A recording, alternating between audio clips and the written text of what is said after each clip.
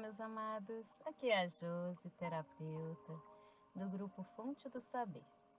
Estou aqui para continuar a leitura do livro A Lei do Triunfo, de Napoleon Hill. Antes de iniciar a leitura, vamos respirar profundamente, sentir nosso corpo e meditar nas frases do Ho'oponopono. Eu sinto muito. Por favor, me perdoe. Eu te amo. Eu sou grata. Eu sou grata. Eu sou grata. Agora, com muito amor, muita gratidão, vamos continuar a leitura da lição 7. Muitos dos que naufragaram no oceano da vida estariam agora salvos se tivessem tido uma estrela que os guiasse.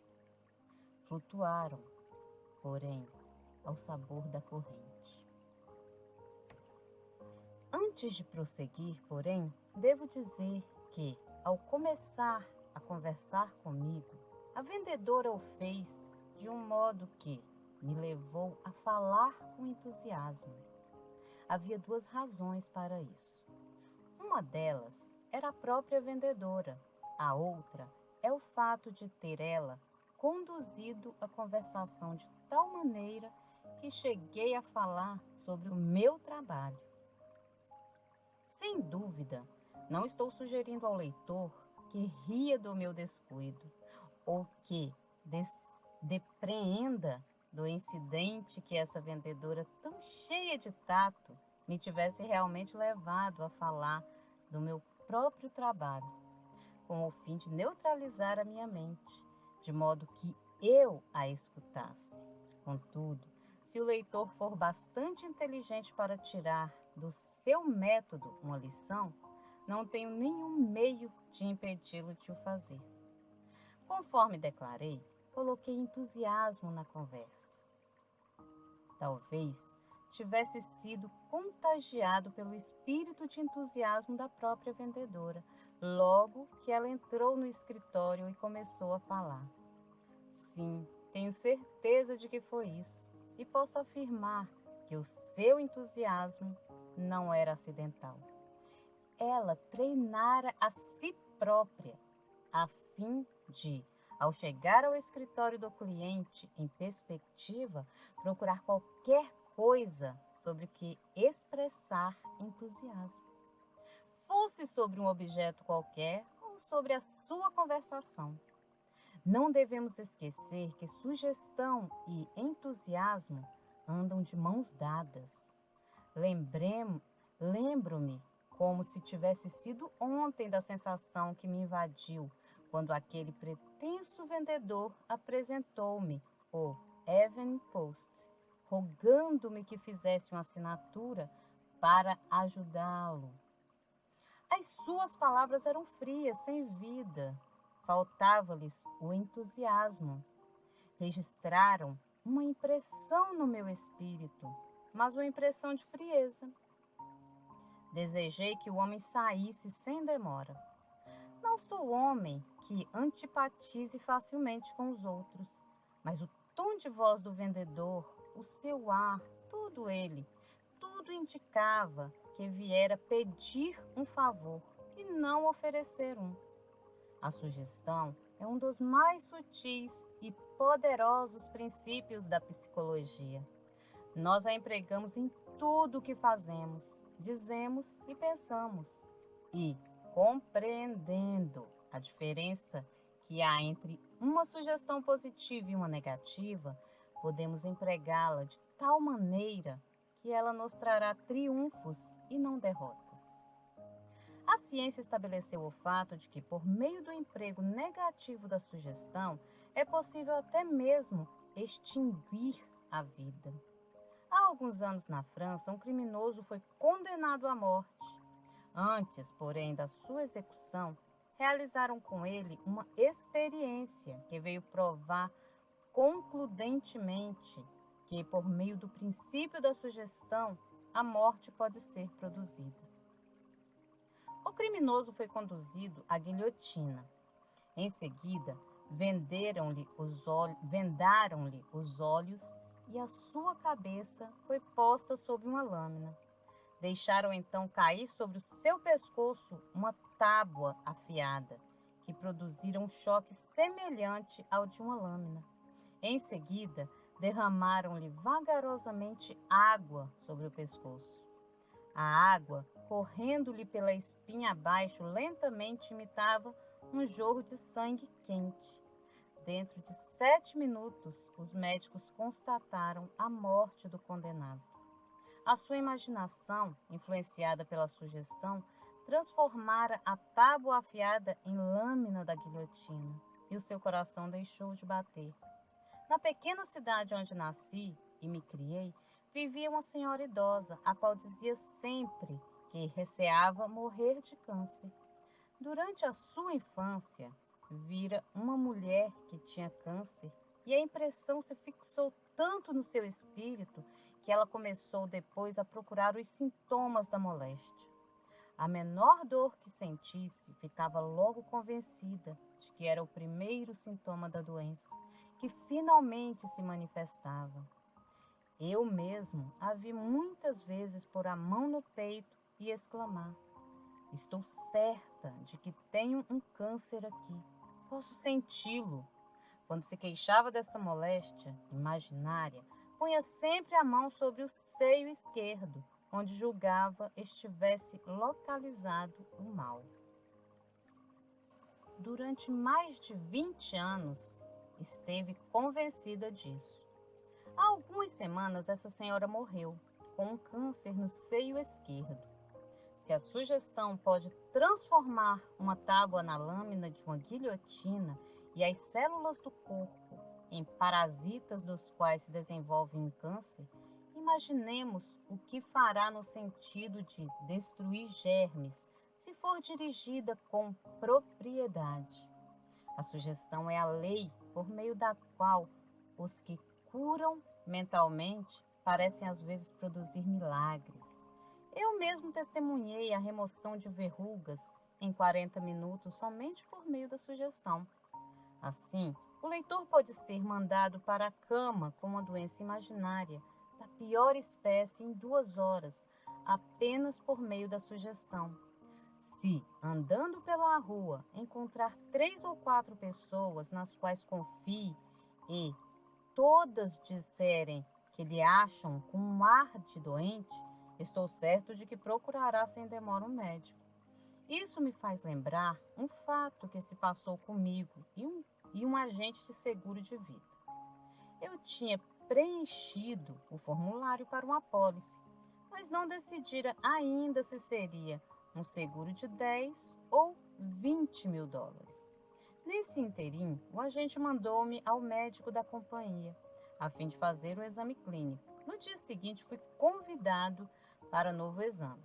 Da segunda vez, o exame foi mais detido e o médico parecia preocupado.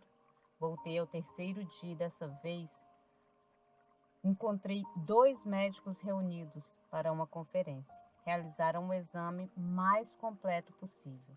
Nunca me haviam examinado daquela forma e eu nunca tinha ouvido falar em exames assim.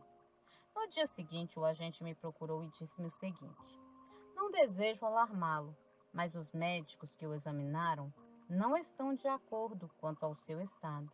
O senhor ainda não decidiu se quer fazer um seguro de 10 ou 20 mil dólares e assim não acho direito dar-lhe um laudo sobre o seu exame antes de o senhor se decidir. Assim, poderia pensar que estou insistindo por um seguro maior." "Bem, já decidi fazer o seguro de 20 mil dólares, respondi. De fato, já estava decidido. Decidira no momento mesmo em que o agente me deixou a sugestão, que talvez eu tivesse uma fraqueza orgânica que me impedisse de fazer o seguro que pretendia." "Muito bem", disse o agente. "Agora que já decidiu, julgo meu dever dizer-lhe que 2 médicos acharam que o senhor tem propensão para a tuberculose, enquanto outros 2 discordaram. O truque surtira efeito. A sugestão inteligente fizera-me atravessar a cerca da indecisão e estávamos todos satisfeitos. De onde veio o entusiasmo? Perguntará o leitor. Que ele veio é um fato, mas se quer saber quem o trouxe à cena, pergunte ao agente de seguros de vida e aos 4 médicos, seus cúmplices, pois não tenho dúvidas de que deram uma boa gargalhada à minha custa. O truque foi bem feito. De qualquer modo, eu desejava fazer o seguro. Naturalmente, se o leitor é agente de seguros de vida, não vai aplicar tal ideia no primeiro cliente indeciso que encontrar. Estou certo de que não fará tal coisa. Há alguns meses recebi uma das propagandas mais eficientes que já vi.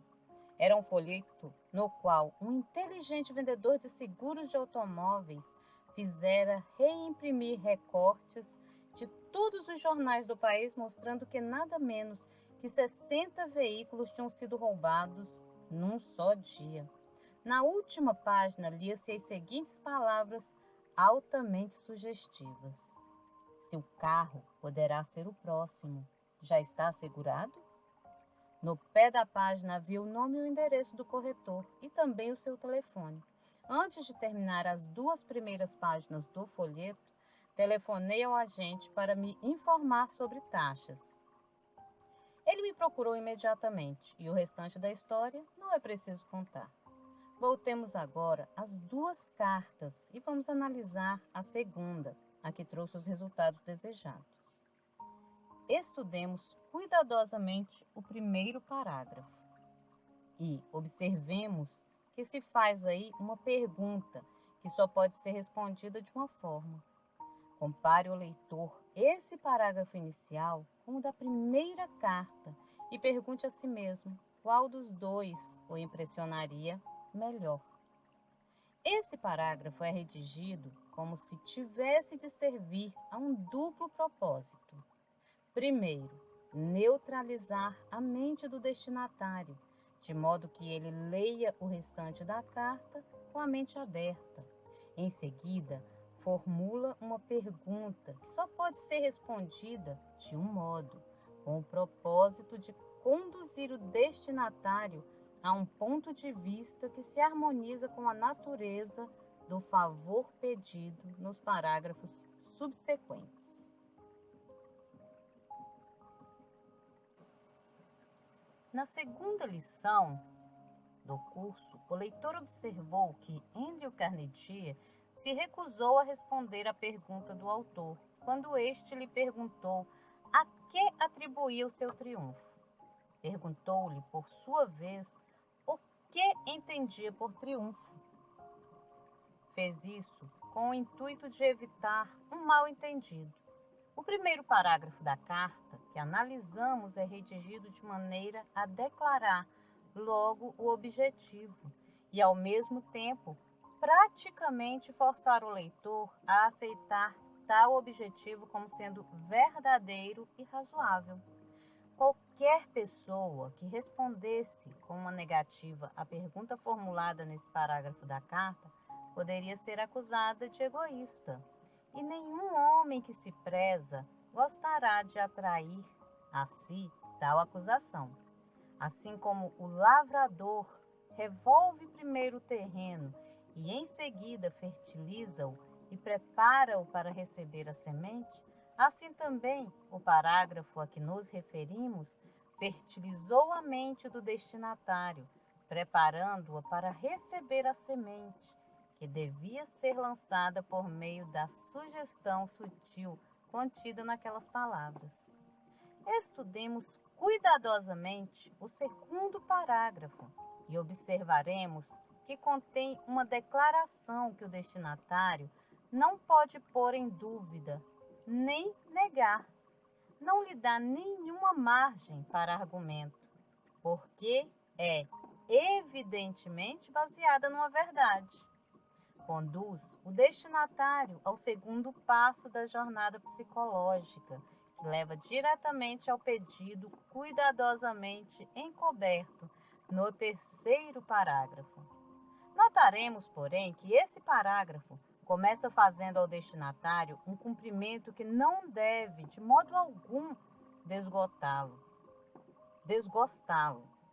Assim, se quiser dar-me a honra de escrever a sua opinião sobre os pontos mais essenciais a serem despertados na mente de todos aqueles que procuram oferecer serviços pessoais e etc., estudemos as palavras dessa frase, a maneira como foi apresentada, e veremos que dificilmente aparece como um pedido, e nada há aí para sugerir que o autor da carta está pedindo um favor que o beneficie pessoalmente. Quando muito, sugere que pede um favor para os outros.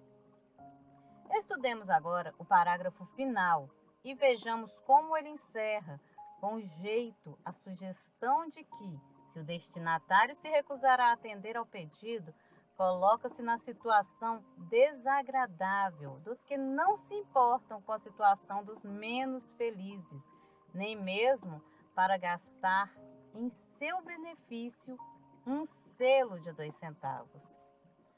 Do começo ao fim, a carta leva a sua mais forte impressão por mera sugestão.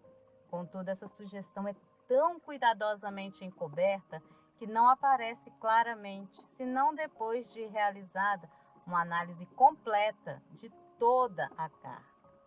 Toda a construção é de tal maneira que o leitor não pode pôr de lado essa carta sem ceder ao pedido, pois então teria de ajustar contas com a sua consciência.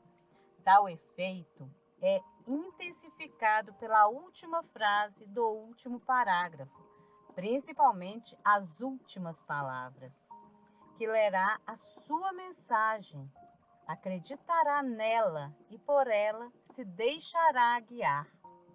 Essa carta domina inteiramente o destinatário, torna a sua consciência aliada do autor, cerca-o como faria o caçador com uma lebre, levando-a para um ninho cuidadosamente preparado.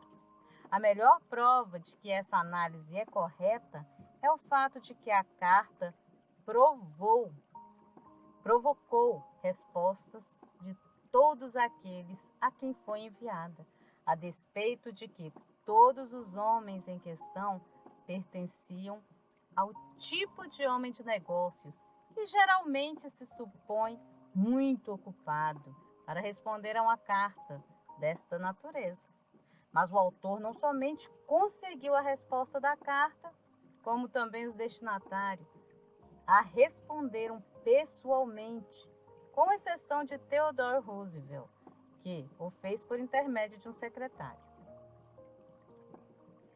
O orgulho é uma espécie de nevoeiro que envolve o verdadeiro caráter de um homem, a tal ponto que ele próprio não o conhece, enfraquece sua habilidade natural e reforça todas as inconsistências. John Wanamaker e Frank Waterloo escreveram as 2 mais belas cartas que já li, verdadeiras obras-primas que poderiam muito bem ser adornados as páginas de um volume de maior valor do que aquele que se destinavam. Andrew Carnegie escreveu também uma carta que merece ser estudada por todos os que têm serviços pessoais a oferecer. William James Bryan escreveu uma bonita carta e o falecido Lord Northcliffe também fez o mesmo. Nenhum desses homens escreveu meramente para me ser agradável, com exceção de 4. Nenhum deles me conhecia. Não escreveram para me agradar, e sim para agradar a si próprios e prestar um serviço valioso. Talvez a construção das cartas tivesse tido aí alguma influência, mas não quero acentuar aqui, senão o fato. Todos os homens que mencionei, como quase todos desse tipo, são geralmente as pessoas mais cheias de boa vontade para servir aos outros, desde que nos aproximemos deles de maneira apropriada. Desejo aproveitar essa oportunidade para declarar que todos os homens realmente grandes que tenho tido o prazer de conhecer são sempre os mais delicados e mais prontos para prestar serviços que beneficiem aos outros. Talvez seja por isso que são realmente grandes homens. A mente humana é uma maravilhosa peça de engrenagem. Uma das mais notáveis características reside no fato de que todas as impressões que a alcançam, ou por meio da sugestão ou da autossugestão, são classificadas juntas, em grupos que se harmonizam em natureza. As impressões negativas são todas armazenadas numa parte do cérebro, enquanto as impressões positivas ficam dispostas em outra parte. Logo que uma dessas impressões ou experiências passadas é chamada à mente por meio do princípio da memória, há uma tendência para chamar todas as outras impressões de natureza semelhante, do mesmo modo que quando levantamos o elo de uma corrente, todos os outros elos são erguidos também. Assim, qualquer coisa que produza um sentimento de dúvida na mente de alguém é suficiente para lhe trazer à lembrança todas as experiências que lhe causaram dúvidas. Por exemplo, se um homem recebe um pedido de um estranho para descontar um cheque, imediatamente se lembra de haver descontado cheques que não eram verdadeiros, ou de ter ouvido contar casos assim. Por meio da lei da associação, todas as emoções semelhantes, experiências e impressões que chegam à mente se enfileiram, e assim a lembrança de uma traz a tendência para despertar a memória de todas as outras. Despertar um sentimento de desconfiança no espírito de alguém é provocar uma tendência para trazer à superfície todas as suas experiências nas quais a dúvida teve parte. Por essa razão, os vendedores bem-sucedidos procuram afastar da discussão os assuntos que possam despertar na mente do comprador a cadeia de impressões de dúvida, que ele pode ter armazenado no cérebro, em consequência de experiências anteriores. O vendedor bem-sucedido aprende sem demora que se livrar de um competidor ou de um artigo de concorrência pode dar em resultado trazer à mente do comprador certas emoções negativas que nascem das experiências anteriores e que podem tornar impossível ao vendedor neutralizar a mente do freguês. Esse princípio se aplica e controla todas as impressões sensoriais alojadas no cérebro humano. Tomemos, por exemplo, a sensação do medo, no momento em que permitimos que uma simples emoção relacionada com o medo atinja nossa mente. Lembramos de todas as experiências semelhantes. Um sentimento de coragem não pode dominar enquanto perdurar um sentimento de medo. Um sentimento tem de dominar o outro. São companheiros que não se suportam porque não se harmonizam em natureza. As coisas iguais se atraem. Cada pensamento armazenado no cérebro tem uma tendência para provocar pensamentos de natureza semelhante. Vemos assim que essas sensações, pensamentos e emoções oriundos de experiências passadas que despertam na consciência contam com o apoio de um exército regular de igual natureza, o qual permaneceu pronto para entrar em ação. Ponhamos deliberadamente em nossa mente, por meio do princípio da autossugestão, a ambição de vencer por meio do auxílio do objetivo principal definido, e observamos quão rapidamente toda a nossa habilidade latente ou não desenvolvida nas experiências passadas será estimulada e estará pronta para agir em nosso favor. Fixemos, por exemplo, na mente de uma criança, por meio do princípio da sugestão, a ambição de tornar-se um grande advogado, médico, engenheiro, comerciante e etc. Fixemos profundamente essa sugestão, repetindo-a sempre, e ela começará a dirigir os passos do menino no sentido de procurar o objetivo dessa ambição. Não é digno de nota o fato de nenhum jornal jamais ter publicado notícias de farras e bebedeiras envolvendo os nomes de homens verdadeiramente grandes, como, por exemplo, Edison, Ford, Rockefeller e etc. Para implantar profundamente a sugestão, ponha-se nela bastante entusiasmo, pois o entusiasmo é o fertilizador que garantirá o seu rápido crescimento, bem como a sua permanência. Quando aquele senhor tão bondoso fixou na minha mente a sugestão de que eu era um rapaz inteligente e que podia vencer na vida se me educasse, não foi tanto o que ele disse, como a maneira de dizer que me causou uma impressão profunda e definitiva. Foi o seu gesto de pôr as mãos sobre os meus ombros, o seu olhar de confiança, que fizeram a sugestão implantar-se de maneira tão profunda no meu subconsciente que nunca mais tive um momento de paz enquanto não dei os primeiros passos no sentido de realizá-la. É esse um ponto que quero frisar com toda a minha força. Não é tanto o que se diz, como o tom e a maneira de dizer que produzem uma impressão duradoura. Segue-se naturalmente que a sinceridade de intenções, a honestidade e a correção devem servir de apoio a tudo o que dizemos, se quisermos causar uma impressão duradoura e favorável.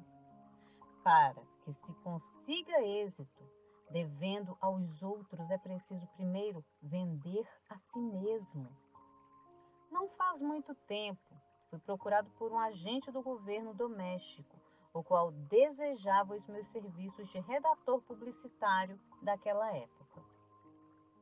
Esse agente falou-me mais ou menos nos seguintes termos: considerando que o senhor goza de excelente reputação como um expoente da filosofia da regra de ouro, e considerando que é conhecido em todo o país como uma pessoa independente, que não se acha ligada a qualquer partido político no momento, consentiria em ir ao México estudar os assuntos econômicos e políticos do país e, no regresso aos Estados Unidos, escrever uma série de artigos para os jornais americanos, recomendando ao povo da América o imediato reconhecimento do México pelo governo dos Estados Unidos, e etc.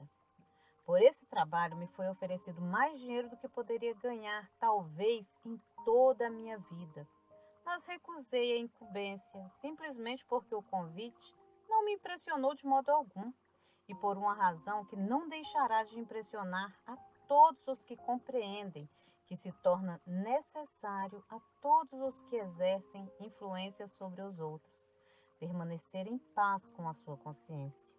Eu não podia escrever de maneira convincente sobre a causa do México pela simples razão de que não acreditava em tal causa, e assim não me era possível pôr entusiasmo nos meus artigos para torná-los mais eficientes, mesmo que tivessem dispostos a prostituir o meu talento e molhar a minha pena numa tinta que eu sabia ser de lodo. Não me esforcei em dar mais explicações sobre a minha filosofia nesse caso, pois todos os que têm conhecimento de autossugestão dispensam essas explicações, e os que não possuem tais conhecimentos não entenderiam nem desejariam entender. Nenhum homem pode conseguir se exprimir por meio de palavras ou atos que não estejam em harmonia com a sua crença. E se assim o fizer, terá de pagar com a perda da sua capacidade para influenciar os outros. Seria bom para o leitor ler em voz alta o parágrafo precedente. Vale a pena acentuá-lo com a repetição, pois a falta de observação do princípio sobre o qual ele é baseado constitui o penhasco do encontro ao qual se vai quebrar e fazer em pedaços, muitas vezes, um objetivo principal definido. Não creio que se possa conseguir êxito na vida tentando enganar alguém sobre qualquer coisa, mas sei que não posso tentar enganar a mim mesmo. Fazer isso seria destruir o poder da minha pena e tornar ineficientes as minhas palavras. Pena, aqui no caso, pessoal, significa caneta, é porque na época escrevia-se com penas. É apenas quando escrevo com o fogo do entusiasmo ardente em meu coração que os meus artigos causam boa impressão aos outros. É apenas quando coloco fé nas palavras que eu pronuncio que levo os meus ouvintes a aceitarem a minha mensagem.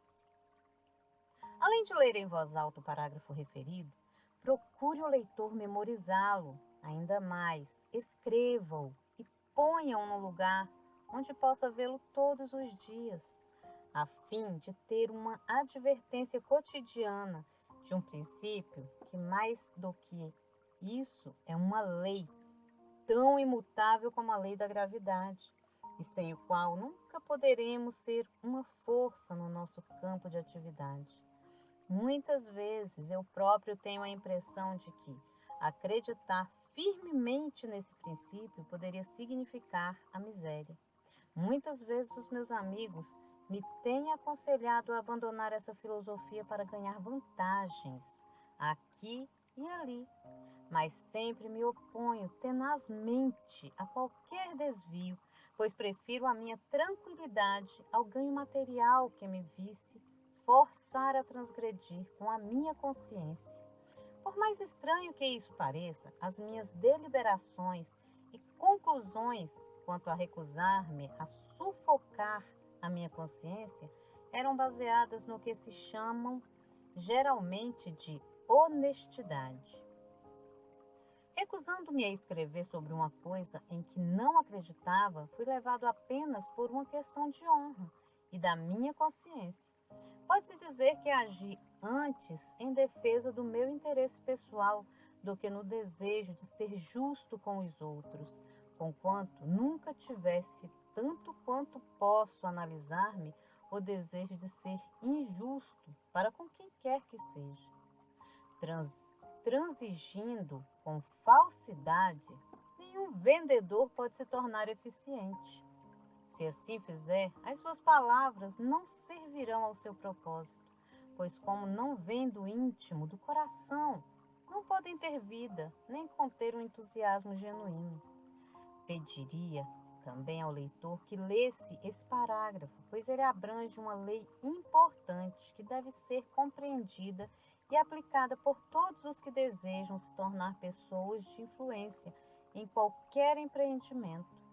Pedindo isso ao leitor, com o intuito de acentuar mais as minhas palavras, não estou procurando tomar demasiada liberdade.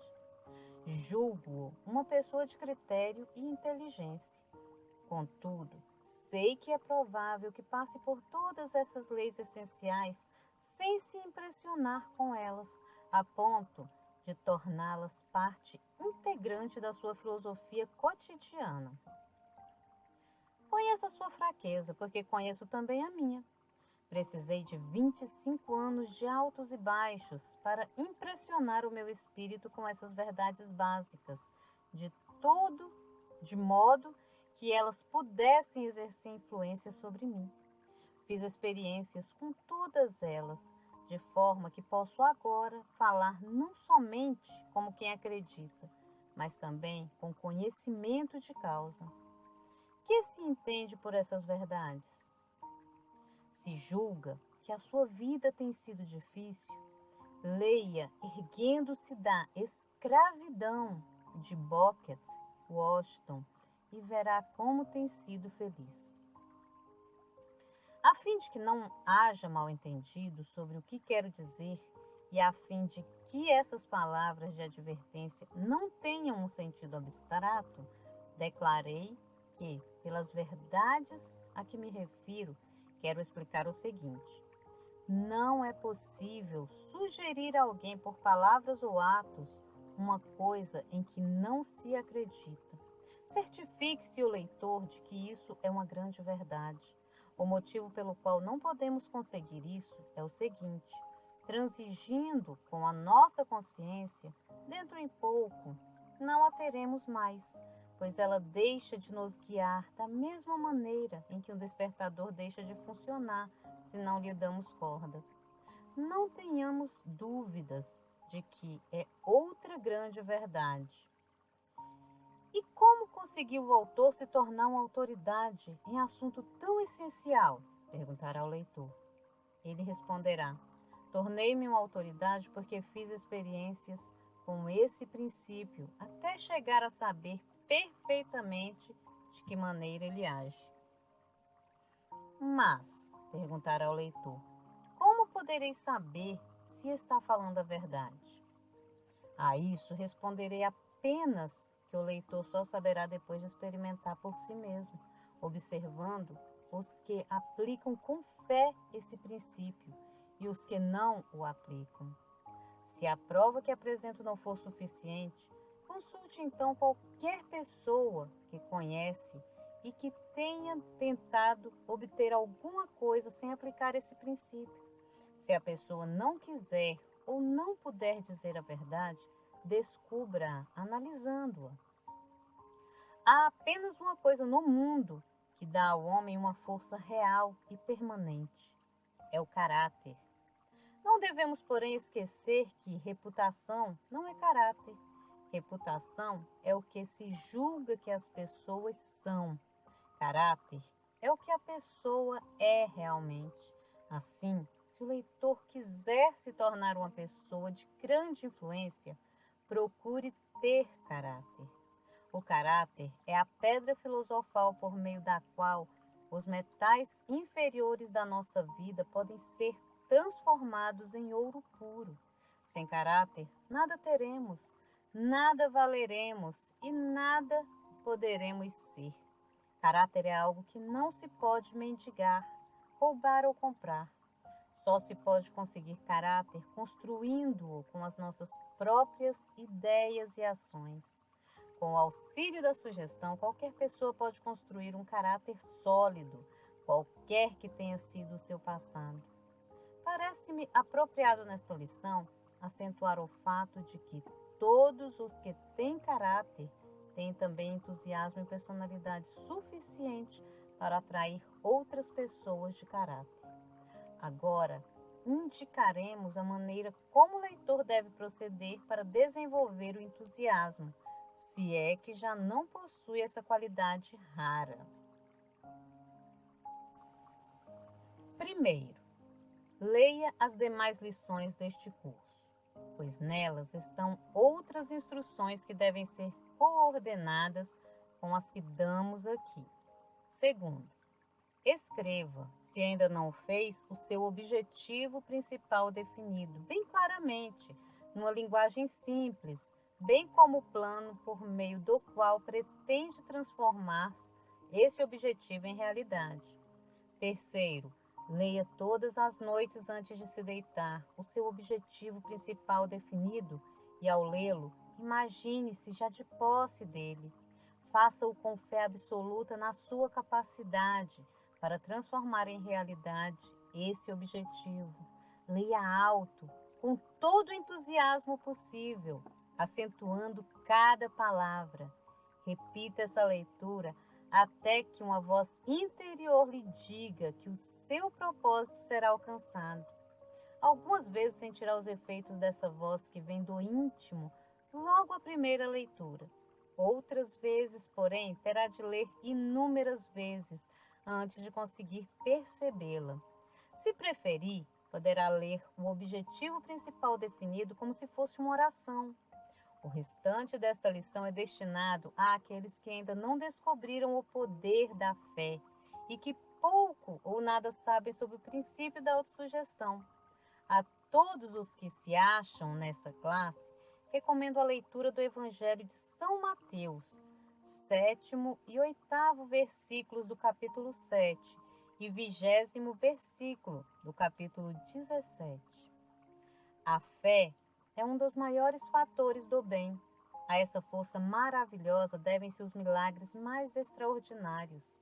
A fé proporciona paz a todos que a abraçam. Envolve um princípio de tão grande alcance que é impossível dizer quais são as suas limitações ou se ela as tem. Ao descrever o seu objetivo principal, o leitor deve fazer uma declaração das qualidades que pretende desenvolver, a situação que pretende atingir. Ao ler essa descrição todas as noites, faça-o com fé e tenha certeza de que tudo se transformará em realidade.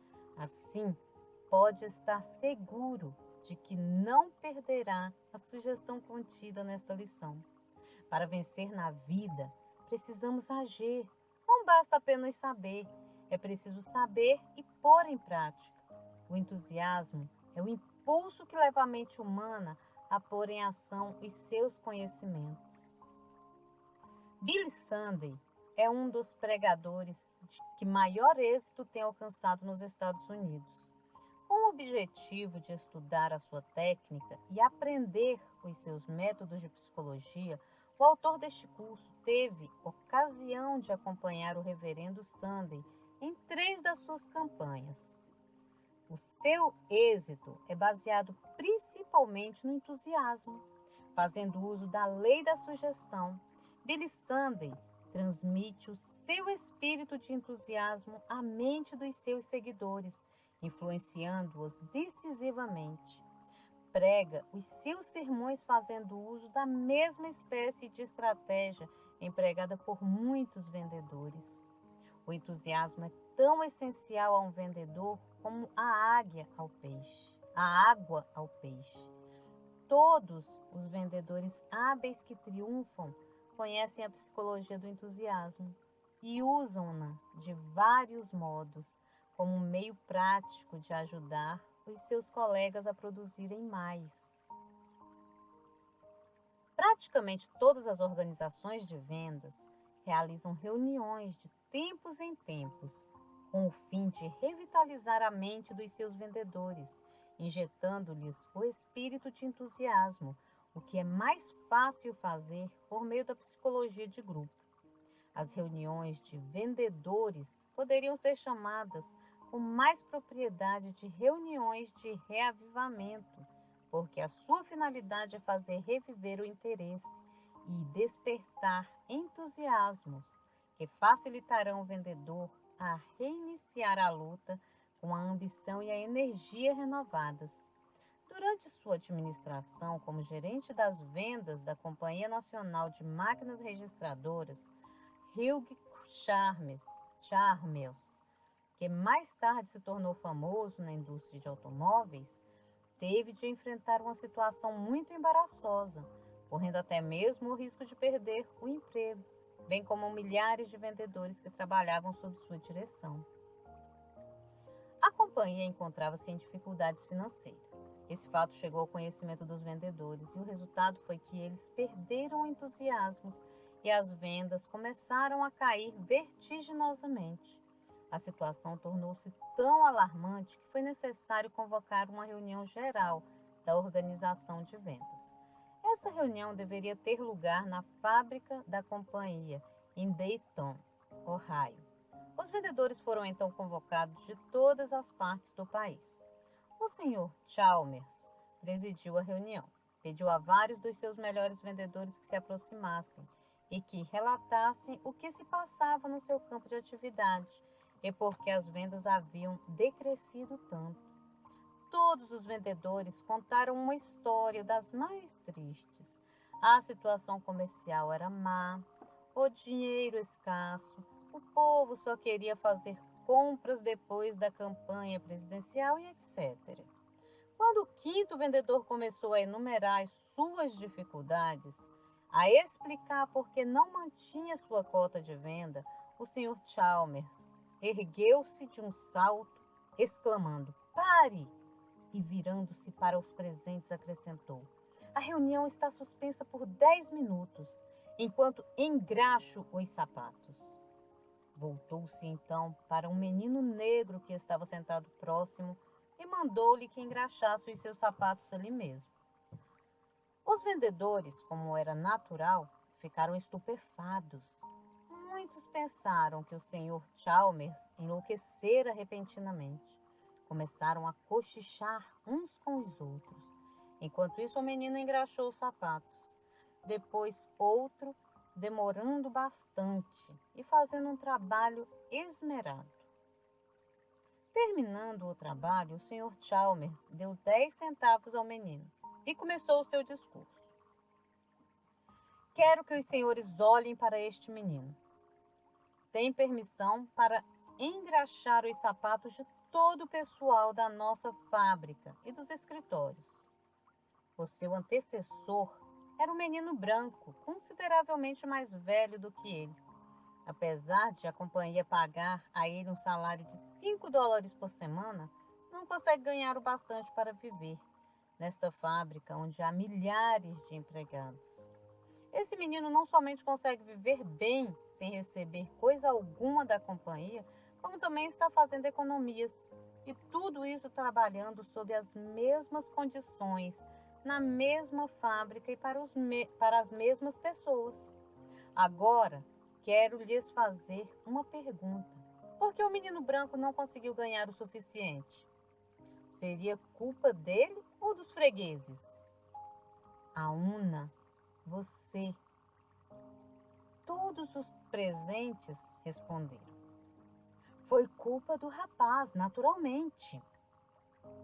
"Muito bem", disse Chalmers. "Os senhores estão no mesmo caso.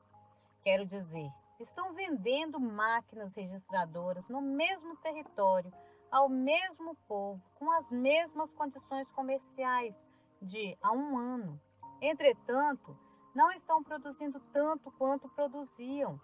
Agora, de quem é a culpa? Dos senhores ou dos fregueses?" Ainda dessa vez, a resposta veio em coro. "A culpa é nossa, naturalmente." "Sinto-me satisfeito", continuou o Sr. Chalmers, "vendo que os senhores reconhecem que têm a culpa. E agora desejo dizer-lhes em que consiste a sua dificuldade. Os senhores ouviram rumores de que a companhia não está em boas condições financeiras, e isso destruiu a tal ponto o seu entusiasmo que já não fazem os mesmos esforços que faziam anteriormente. Mas, se voltarem às suas atividades, fazendo-me a promessa de enviar 5 pedidos cada um durante o próximo mês, a companhia já não estará em dificuldades, pois esse número de pedidos extras salvará a situação. Se empenharão em fazer isso?" Todos disseram que sim e cumpriram a promessa. Esse fato entrou para a história da National Cash Register Company. Na verdade, sabe-se que essa tática do Sr. Chalmers fez voltar a maré nos negócios da companhia, com um lucro de milhões de dólares. O entusiasmo não conhece derrotas. O gerente de vendas, que sabe enviar um exército de vendedores entusiasmados, pode estabelecer os preços e, o que é ainda mais importante, aumentar em todos os que dirigem a capacidade de ganhar dinheiro. Desse modo, seu entusiasmo beneficia não somente a ele, como também centenas de outras pessoas. O entusiasmo nunca é uma questão de chance. Há certos estímulos que produzem o entusiasmo. Desses, os mais importantes são os seguintes. 1. Fazer o trabalho que mais o agradar. 2. Viver em um ambiente onde se entra em contato com pessoas entusiasmadas e otimistas. 3. Ter sucesso financeiro. 4. Saúde. 5. domínio completo das 15 leis do triunfo e a sua aplicação no trabalho. 6. A consciência de ter prestado serviços a outros de qualquer maneira prática. 7. Vestir-se bem, de acordo com as necessidades do trabalho. Todas essas fontes de estímulo se aplicam por si mesmas, exceto a última. Pouca gente compreende a importância da psicologia do vestuário e, por essa razão, a descreveremos aqui detalhadamente. O vestuário constitui uma questão importantíssima e todos deveriam tê-la sempre em ordem, a fim de sentirem confiança em si, esperança e entusiasmo. Gratidão a todos, meus amados. Muito amor na vida de todos e até a próxima leitura.